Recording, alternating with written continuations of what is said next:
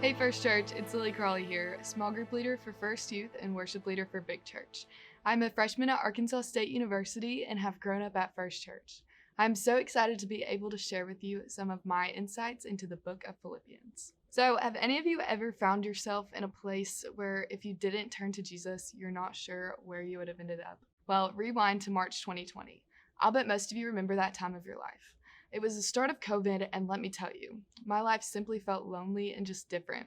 This was a time in my life where the only answer was Jesus. My strength could only come from one place. Listen to what Paul says here in Philippians 4:10 through 13.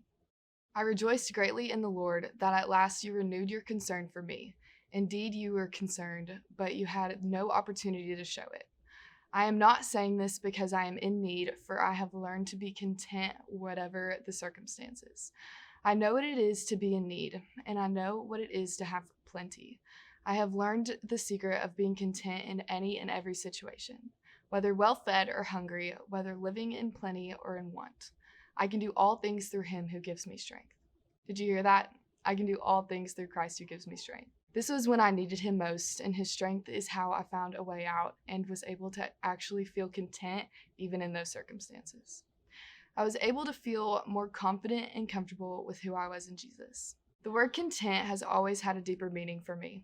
Fast forward now to Big Stuff 2021. I was told a story about a woman who had a certain peace and confidence in her that was admired by many. With everything she had been through in her life, she should have been broken, but instead she remained content because she trusted God's plan for her. Melissa Bryant is the first person that comes to my mind when I think of contentment. She should be broken, but instead she continues to radiate God's love and peace over everybody she comes across. After a conversation with her I had recently, she reminded me that God is the only source of everlasting peace, and she continues to remind me that with God's guidance, I will be able to find joy in the hardest times. As a Christ follower, my goal every day is to be content with whatever God throws at me and to be content in the circumstances I am facing. Something I've had to realize recently is that God doesn't throw things at you that you can't handle. I have had to learn that the Bible states specifically, I can do all things through Christ who strengthens me. I can't do it by myself, and neither can you.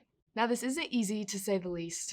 I have failed countless times and continue to fail daily. All we can do is continue to put Jesus first in our lives, even during the hardest times. We choose him because he chose us.